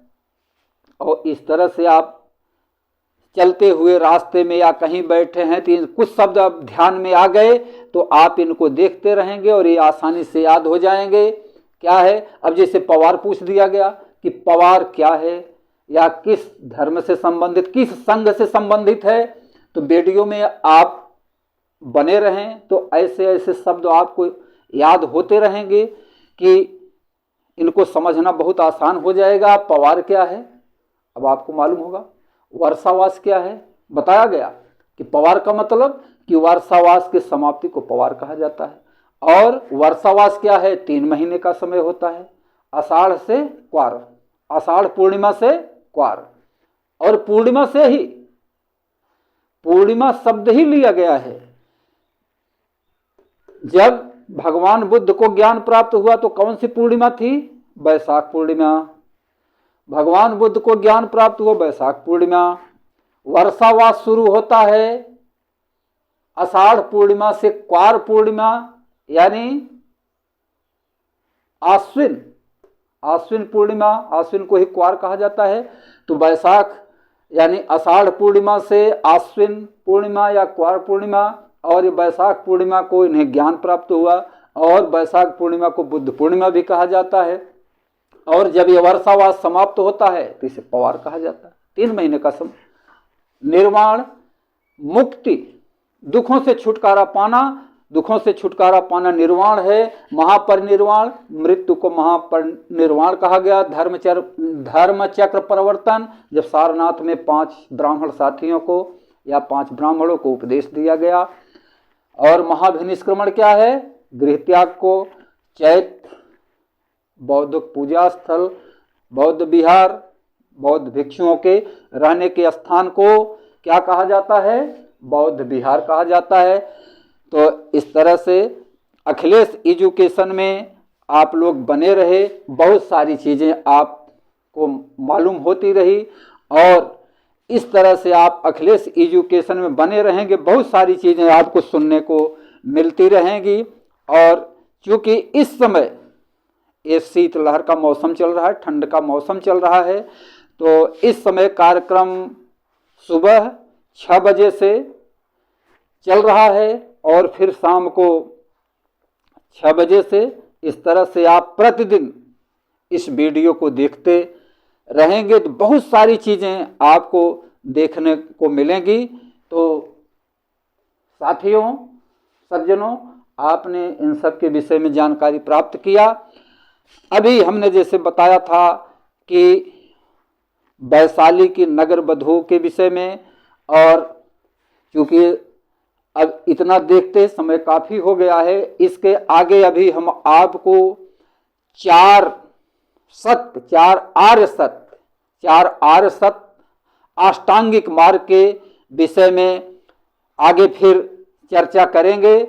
और फिर अगले वीडियो में हम आपसे मिलेंगे। 4 आर्य सत्य अष्टांगिक मार्ग, फिर उन अष्टांगिक मार्ग के साथ साथ जो इन्होंने बौद्ध संगीत का आयोजन किया तो उसके बाद इनमें कौन कौन इनके अध्यक्ष रहे, एक बार चर्चा करते हुए फिर सम्राट अशोक के विषय में, जिन्होंने विभिन्न शिलालेख और स्तंभ लेख बनवाए। और उसके बाद फिर बुद्ध के संघ में शामिल होने वाली महिलाओं के विषय में आगे चर्चा की जाएगी। और शिलालेखों पर किस तरह से इनकी कही हुई बातों को, इनकी बातों को लिखा गया जनता को देखने के लिए, जनमानस को। और आप ये भी जानते हैं कि गौतम बुद्ध, गौतम सिद्धार्थ यानी भगवान बुद्ध को जब ज्ञान प्राप्त हुआ तो इन्हें लाइट ऑफ एशिया कहा गया। एशिया का प्रकाश पुंज, एशिया का प्रकाश पुंज, लाइट ऑफ एशिया। अब इस तरह से भगवान बुद्ध को या गौतम बुद्ध को शाक्य मुनि, तथागत गौतम, महामानव, ये सब इनके भिन्न भिन्न नाम हैं। अब आगे हम देखते हैं कि अब इनके विषय में ये शब्द जब आपने याद किया तो इसके बाद जब इनको ज्ञान प्राप्त हुआ तो उन्होंने 4 चीजों को खोजा। इस संसार में दुख दूर करने के लिए 4 चीज, और वे 4 चीजें हैं क्या? इन्हें 4 आर्य सत्य कहा गया। आर्य सत्य, आर्य सत्य क्या है? आर्य माने श्रेष्ठ, महान, यानी 4 ही सत्य जो है, जो जीवन में इनका अनुसरण करने पर इंसान को दुख से छुटकारा मिल सकता है, दुखों से दूर हो सकता है और निर्वाण को प्राप्त कर सकता है।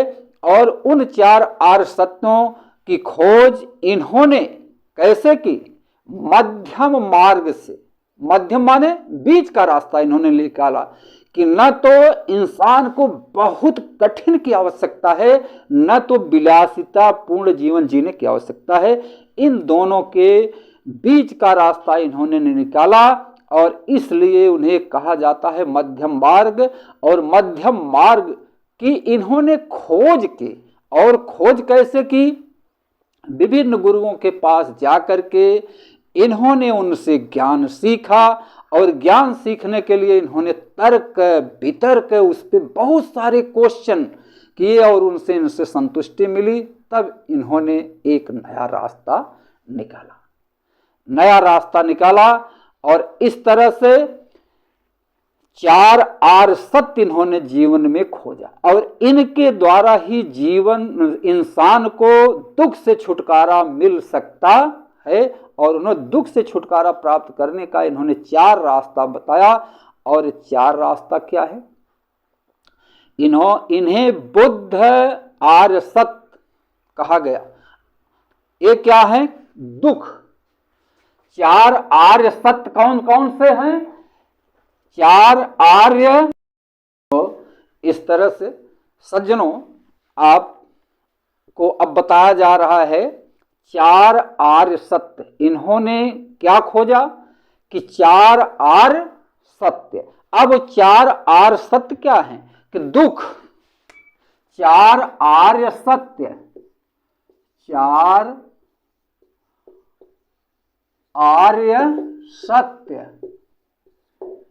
4 आर्य सत्य क्या हैं? दुख। 4 आर्य सत्य, दुख और समुदय। दुख और समुदय। दूसरा क्या है? समुदय। फिर निरोध, फिर मार्ग। दुख, समुदय, निरोध और मार्ग। अब क्या है? इस संसार में दुख है। इस संसार में क्या है? दुख है और उस दुख का निवारण है। इस संसार में दुख है और दुख का कारण है, फिर दुख का निवारण है, उसके बाद फिर निवारण के लिए मार्ग है। क्या है? इस संसार में दुख है। दुख, इस संसार में दुख है, दुख है। और ये क्या है? दुख का कारण है। दुख का कारण है। इस संसार में दुख है, दुख का कारण है और दुख से निवारण है दुख से निवारण है, दुख से निवारण, ये बहुत महत्वपूर्ण है। और निवारण के लिए मार्ग है, रास्ता है, निवारण के लिए मार्ग है। ये 4 कारण निवारण के लिए मार्ग है, निवारण के लिए मार्ग है, मार्ग, निवारण के लिए मार्ग।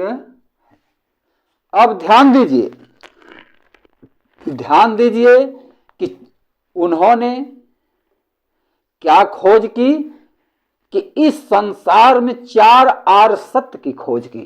4 आर्य सत्य, इस संसार में 4 आर्य सत्य, उसके लिए क्या खोजा कि दुख, समुदय, कहीं कहीं आपने समुदाय देखा होगा, समुदाय नहीं, ये समुदय है। समुदाय और समुदाय, समुदाय का मतलब समूह हो जाता है।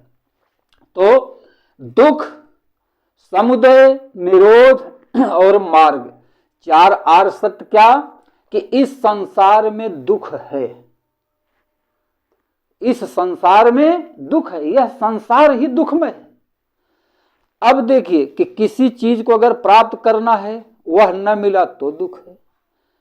जीवन में अगर रोग हो गया तो वह दुख है, बुढ़ापा है वह दुख है, मृत्यु हो गई वह दुख है। उन्होंने जीवन में जो देखा था, वो घर से जब नगर भ्रमण के लिए निकलते थे, नगर भ्रमण के लिए निकलते थे, अपने राज्य में घूमने के लिए निकलते थे, बाग बगीचों में घूमने के लिए, फुलवारी में घूमने के लिए और राज्य की सीमा देखने के लिए, तो उन्होंने जो देखा क्या कि वृद्धावस्था, की वृद्धावस्था भी दुख है, बीमारी भी दुख है, मृत्यु भी दुख है। तो जिस चीज को पाने के लिए इंसान प्रयत्न करे, जिस चीज को पाने के लिए इंसान प्रयत्न करे और वह न मिले, वो भी दुख है।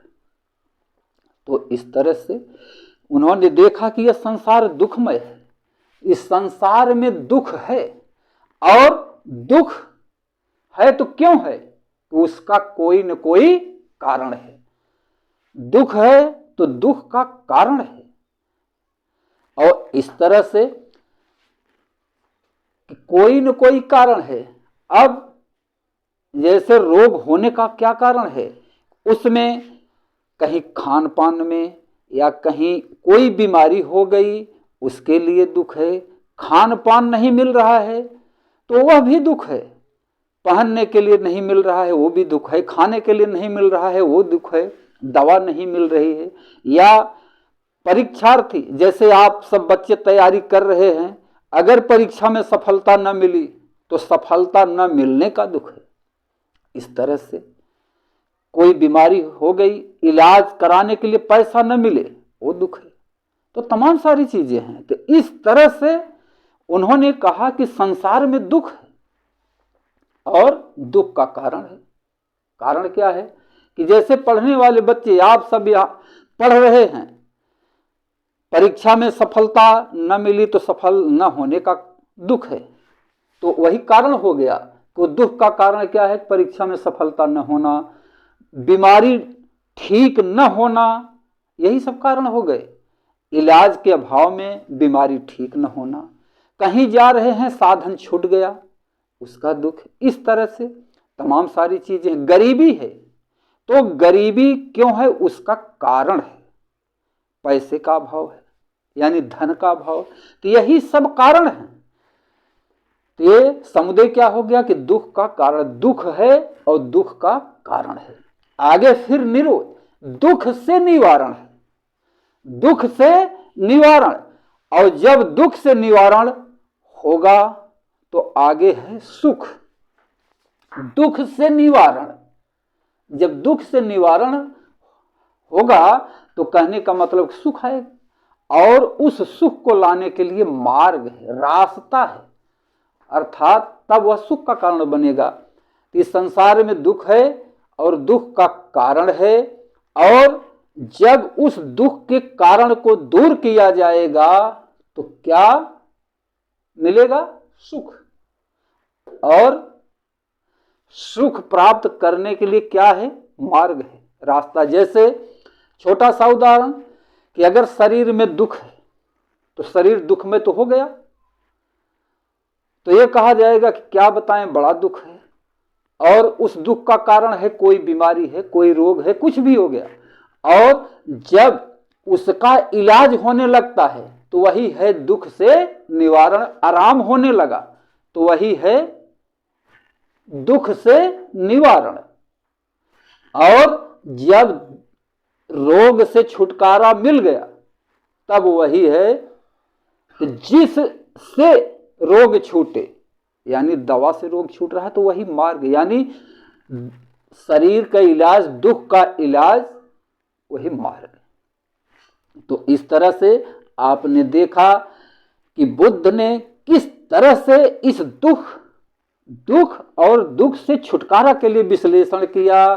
तो इस तरह से संसार में दुख है, दुख का कारण है, और कारण है तो उसके लिए निवारण करना जरूरी है। और जब निवारण हो जाएगा तब, यानी जिस दुख दूर करने के लिए जो चीज उपयोग की जाएगी वही मार्ग है। और जब वह दुख का निवारण हो जाएगा तो सुख मिलने लगेगा, वही हो गया सुख का कारण, यानी मार्ग ही सुख का कारण है।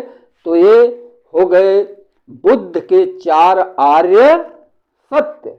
अब 4 आर्य सत्य, फिर इन 4 आर्य सत्यों का जीवन में पालन करने के लिए उन्होंने बताया अष्टांगिक मार्ग। अब अष्टांगिक मार्ग क्या है? इन सब का पालन करने के लिए उन्होंने अष्टांगिक मार्ग बताया। इस तरह से अब आपने देखा, फिर आगे अब आप आगे देखें बुद्ध के अष्टांगिक मार्ग। आपने 4 सत्य को देखा कि किस तरह से बुद्ध ने ये खोजा कि इस जीवन की दुख का कारण क्या है, और फिर उस तरह से इसका निवारण किया जाए। और उसी के लिए कि जीवन को सुखमय बनाने के लिए उन्होंने 8 अष्टांगिक मार्ग बताए। अब बुद्ध के अष्टांगिक मार्ग क्या हैं? अष्टांगिक मार्ग, अष्टांगिक मार्ग। अब ये देखिए,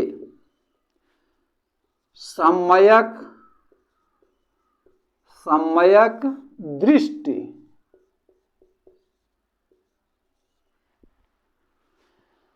अब अष्टांगिक मार्ग में 8 बातें क्या हैं कि सम्यक दृष्टि, सम्यक वाक, सम्यक कर्म, सम्यक जीविका। सम्यक दृष्टि, सम्यक संकल्प, सम्यक वाक, सम्यक कर्म। ध्यान दीजिए, सम्यक दृष्टि, सम्यक संकल्प, सम्यक दृष्टि, सम्यक संकल्प, सम्यक वाक, सम्यक दृष्टि, सम्यक संकल्प, सम्यक वाक, सम्यक कर्म, सम्यक जीविका। सम्यक दृष्टि, सम्यक संकल्प, सम्यक वाक, सम्यक कर्म, सम्यक जीविका। सम्यक वाक, सम्यक कर्म, वाक, कर्म, सम्यक जीविका।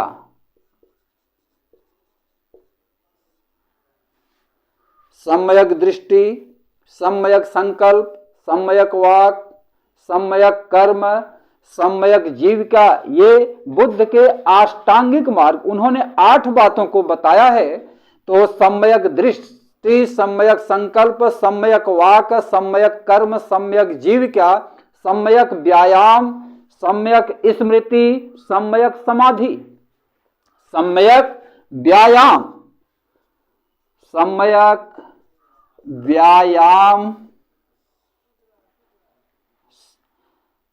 सम्यक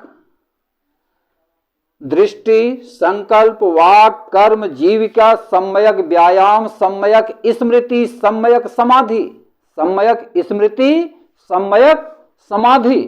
ये देखिए, सम्यक स्मृति, सम्यक समाधि।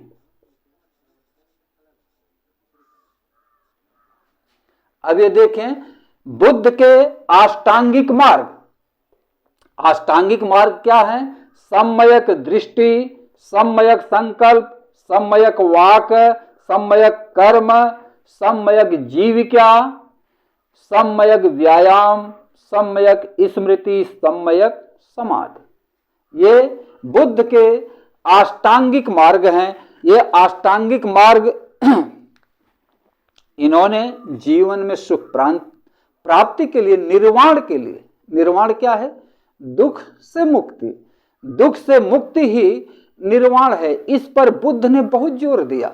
और सम्यक का मतलब बराबर, यह भी कहा जाता है सम्यक माने बराबर, न ज्यादा कम, अर्थात बीच का रास्ता उन्होंने अपनाया। तो अब आइए देखते हैं सम्यक दृष्टि। अब ये सम्यक दृष्टि क्या है कि उचित दृष्टिकोण, उचित दृष्टिकोण, उचित दृष्टिकोण का मतलब कि बुद्ध अविद्या को दुख का मूल कारण मानते हैं। अविद्या, अविद्या माने अज्ञानता, सम्यक दृष्टि माने उचित दृष्टिकोण। और अविद्या को उन्होंने दुख का मूल कारण माना है। अविद्या से मिथ्या दृष्टिकोण उत्पन्न होता है। अमिथ्या से यानी अविद्या के कारण मिथ्या दृष्टिकोण उत्पन्न होता है। तो उन्होंने अविद्या को दुख का मूल कारण माना और अविद्या के कारण मिथ्या दृष्टिकोण उत्पन्न होता है। कहने का मतलब मिथ्या दृष्टिकोण क्या है? अवास्तविकता को वास्तविक मान लेना, यानी नश्वर को अमर मान लेना, नश्वर को अमर मान लेना, यही है सम्यक दृष्टि। सम्यक दृष्टि का मतलब कि उचित दृष्टिकोण। बुद्ध ने अविद्या को दुख का मूल कारण माना है। ज्ञान के अभाव में अविद्या के कारण मिथ्या दृष्टिकोण उत्पन्न होता है, यानी झूठ को सही मान लिया जाता है, अवास्तविक को वास्तविक मान लेना ही यह सम्यक दृष्टि कहा गया है। तो बुद्ध ने इसे सम्यक दृष्टि कहा है। अब आगे क्या होता है कि सम्यक संकल्प। सम्यक संकल्प का मतलब होता है कि उचित संकल्प। सम्यक संकल्प का मतलब उचित संकल्प। उचित संकल्प क्या है कि जो करने लायक है उसे करना, हठ धर्मिता न बनना, यानी उचित कर्म करने के लिए संकल्पित होना।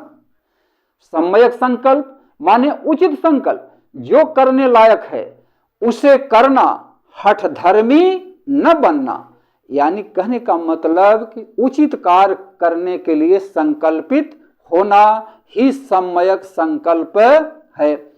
सम्यक वाक, सम्यक वाक क्या है कि सत्य एवं मृदु वचन। वाक वाणी, वाक माने वाणी, बोलना। तो साथियों, इस तरह आप वीडियो में बने हुए हैं और लगातार आप देख रहे हैं, बड़ी शांति बनाए हुए हैं कि ये जो अष्टांगिक मार्ग आप देख रहे हैं कि किस तरह से बुद्ध ने सरल शब्दों में समझाया है कि वाक, वाक माने वाणी, और 8 मार्ग, जीवन जीने के तरीके को उन्होंने 8 मार्ग बताया, जो आपके सामने यहां पर लिखा गया है। जीवन जीने के लिए 8 मार्ग और 4 आर्य सत्य। इन सब के सहारे जीवन को आसान तरीके से जिया जा सकता है।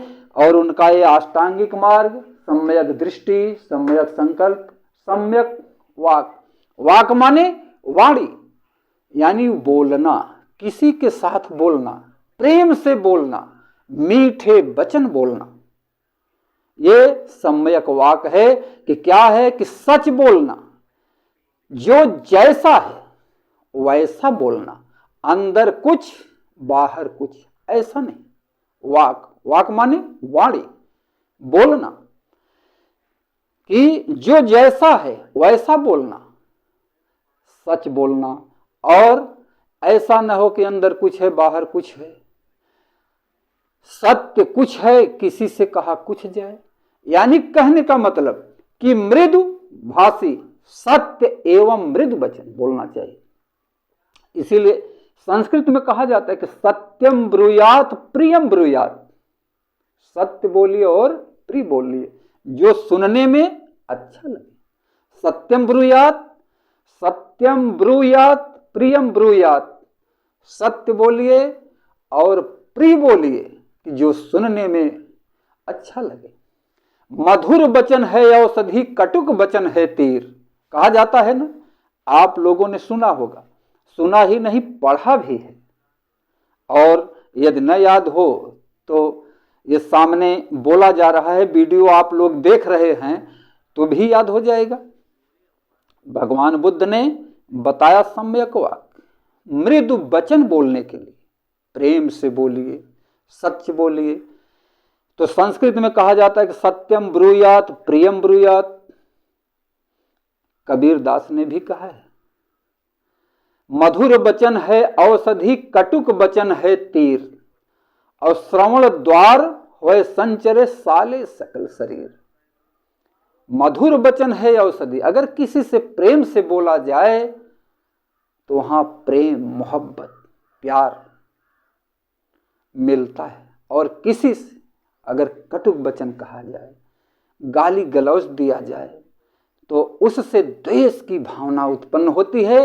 इसलिए गौतम बुद्ध, तथागत गौतम भगवान बुद्ध ने कहा है कि जिससे बोलिए प्रेम से बोलिए, जो सत्य हो उसे ही कहिए। तो सच बोलना, सत्य एवं मृदु वचन, जो जैसा है वैसा, बनावटी बात नहीं, इसे कहा गया सम्यक वाक। आप देखिए, आते हैं कर्म, क्या है? सम्यक कर्म। अब सम्यक कर्म क्या है कि अपने अनुसार करना, कोई भी कार्य जो आपके समझ में आए उसे करना, अपने अनुसार करना, दबाव में न करना, दबाव में न करना, बुरे कर्म का परित्याग करना, अच्छे कर्मों का आचरण करना, यह है सम्यक कर्म। अपने अनुसार काम करना, किसी के दबाव में कोई काम करेंगे जो आप नहीं करना चाहेंगे, वे बेमन से करेंगे, और अगला हो सकता है कि कोई गलत काम कराने के लिए आपको प्रेरित करे। तो यही है सम्यक कर्म। सम्यक कर्म अपने अनुसार करना और दबाव में न करना, बुरे कर्म का परित्याग और अच्छे कर्मों का आचरण ही सम्यक कर्म कहलाता है। जीविका, अब जीविका क्या है? पांचवा देखिए, सम्यक जीविका, जीवन जीने का तरीका, गलत तरीके से कमाई न करना। जीवन जीने के लिए धन की आवश्यकता होती है, कमाई की आवश्यकता होती है, तो गलत तरीके से कमाई न करना। जीवन जीने के लिए कमाई करना, दिखावे के लिए कमाई न करना, यानी ईमानदारी से कमाई करना ही यह सम्यक जीविका के अंतर्गत आता है। ऐसा न करें कि किसी के साथ कोई गलत काम करें, किसी के साथ फंसा दें और किसी की मजदूरी को आप काट लें। ये काम सब कर रहे हैं कि किसी के मेहनत मजदूरी को काट करके दिया जाए, गलत तरीके से अपना कमाया जाए, दूसरे को परेशान किया जाए। ऐसा नहीं, इसे कहते हैं सम्यक जीविका। सम्यक जीविका माने ईमानदारी से कमाई करना, गलत तरीके से कमाई नहीं करना, जीवन जीने के लिए कमाई करना, दिखावा के लिए कमाई नहीं करना। तो इसे क्या कहा गया? इसे कहा गया सम्यक जीविका। अब अगला क्या है? व्यायाम। सम्यक व्यायाम। सम्यक व्यायाम मन की शुद्धता से, शारीरिक शुद्धता से नहीं, शारीरिक शुद्धता से नहीं। सम्यक व्यायाम का मतलब है मन की शुद्धता, न कि शारीरिक शुद्धता। शारीरिक सम्यक व्यायाम, इसे मन की शुद्धता से कहा गया है कि न शारीरिक कसरत या शारीरिक व्यायाम से कहा गया। तो मन में अच्छे विचार को लाना, मन में अच्छे विचार को लाना, मन में बुरे विचार को निकालना, मन से बुरे विचार को निकालना, मन में अच्छे विचारों को लाना, ये कहा जाता है सम्यक व्यायाम। अर्थात मन की शुद्धता को ही सम्यक व्यायाम कहा जाता है कि मन के जो गंदे विचार हों उन्हें अपने मन से निकाल देना चाहिए, अच्छे विचारों को लाना चाहिए। इसको भगवान बुद्ध ने, तथागत गौतम बुद्ध ने अष्टांगिक व्यायाम कहा है, यानी सम्यक व्यायाम कहा गया है। बुद्ध के अष्टांगिक मार्ग के अंतर्गत इसे सम्यक व्यायाम कहा जाता है। अब सम्यक स्मृति, सम्यक स्मृति, अब आप देख सम्यक स्मृति। अब यह सम्यक स्मृति क्या है? कि बुद्ध की शिक्षाओं को याद रखना, बुद्ध की शिक्षाओं को याद रखना सम्यक स्मृति कहा जाता है। उसके अनुसार कार्य करना, बुद्ध की शिक्षाओं को याद रखना सम्यक स्मृति कहा जाता है। और उनके शिक्षाओं को याद करके अपना कार्य करना और वस्तु के लिए वास्तविक स्वरूप को याद रखना, वस्तु के वास्तविक स्वरूप को याद रखना ही सम्यक स्मृति है। अब वास्तविक स्वरूप क्या है? कि कोई चीज, कोई वस्तु नश्वर है तो उसे अमर न मान लेना।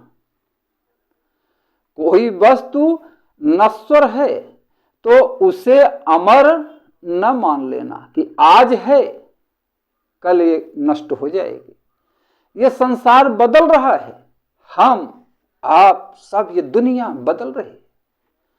तो इस बात को ध्यान में रखना है कि कोई चीज अस्थाई नहीं है, उसमें परिवर्तन हो रहा है, उसमें बदलाव हो रहा है। जिसे हम अपना समझ रहे, जिसे हम अस्थाई मान रहे हैं, यह नष्ट होने वाला है। और इसका ज्ञान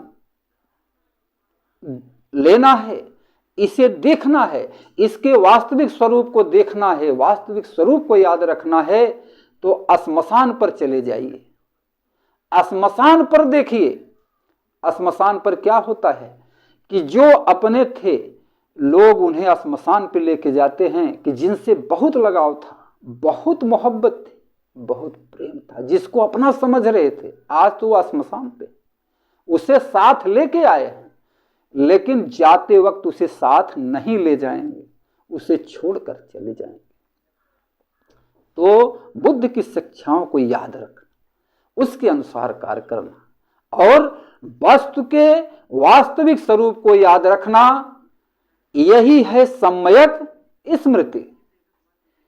मुझे बड़ी खुशी है कि आप लोग वीडियो में बने हुए हैं, आप इसे लगातार देख रहे हैं कि इससे आपको क्या सीखने को मिल रहा है। एक एक शब्द को आप सुन रहे हैं और लगता है कि आप बड़े ध्यान से इसको देख रहे हैं, बड़े ध्यान से सुन रहे हैं, एकदम ध्यान में रमे हुए हैं। और इस तरह से आप एक एक शब्द को सीख रहे हैं, जान रहे हैं कि यह कितना रुचिकर है, कि बुद्ध ने जो चीजें बताई वह कितना रुचिकर है। अगर इसे जीवन में उतारा जाए तो लोग उतारते हैं, इसके अनुसार काम करते हैं। जो सूझबूझ से काम करते हैं वो हमेशा खुशहाल रहते हैं, वो सफल रहते हैं, और कष्ट आते भी हैं तो कष्ट मिट भी जाते हैं। यही है बुद्ध का संदेश, यही है बुद्ध के अष्टांगिक मार्ग। तो ये 7वां पॉइंट क्या है? इन सब को याद करते हुए आप 7वें पॉइंट पे आए, सम्यक स्मृति। सम्यक स्मृति क्या बताया गया? कि वस्तु के वास्तविक स्वरूप को याद रखना, बुद्ध की शिक्षाओं को याद रखना, उनके अनुसार कार्य करना, बुद्ध की शिक्षाओं को जीवन में उतारना, आचरण में लाना, ये है सम्यक स्मृति। और अंत में क्या है? सम्यक समाधि। सम्यक समाधि। इन अष्टांगिक मार्गों में ये 8वां पॉइंट क्या है? 8वां रास्ता, 8वां मार्ग क्या है? उन्होंने बताया कि साधना, सम्यक समाधि अर्थात साधना। साधना की अवस्था में भगवान बुद्ध को ज्ञान प्राप्त हुआ था, यानी समाधि की अवस्था में, साधना की अवस्था में उन्हें ज्ञान प्राप्त हुआ। और ज्ञान प्राप्ति के लिए ध्यान केंद्रित करना, ज्ञान प्राप्ति के लिए ध्यान केंद्रित करना चाहिए। और इससे जो है आपको जब ध्यान केंद्रित रहेगा तब उसे कहा जाता है सम्यक समाधि। तो सज्जनों, आपने इस वीडियो को देखा, वीडियो में बने रहे, हम उसके लिए आपको बहुत बहुत धन्यवाद देते हैं। इसके बाद हम फिर आपसे मिलेंगे अगले वीडियो में, और आप अखिलेश एजुकेशन से बने रहेंगे। तो इस तरह से आपको अच्छी अच्छी बातें, परीक्षा की तैयारी के लिए अच्छे अच्छे प्रश्न मिलते रहेंगे, और जीवन को खुशहाल बनाने के लिए अच्छे अच्छे आपके प्रवचन या अच्छे अच्छे जो है उपदेश आपको मिलते रहेंगे। इसके बाद हम फिर मिलेंगे और उसमें बुद्ध के शील, बुद्ध के आचरण और बुद्ध के जीवन से जुड़े हुए कुछ प्रतीक के विषय में बताएंगे। फिर इनके धम्म में औरतों को प्रवेश कब मिला, कैसे मिला, कहाँ मिला, और इनके जीवन में कुछ और विशिष्ट घटनाएं, डाकू अंगुलीमाल का नाम आपने सुना होगा, वैशाली की नगर वधू आम्रपाली की कहानी सुनाई जाएगी, और फिर उसके बाद इनके आदर्श वाक्य क्या हैं, और ये सब फिर आपको अगले वीडियो में ये मुलाकात होगी। तब तक के लिए नमो बुद्धाय।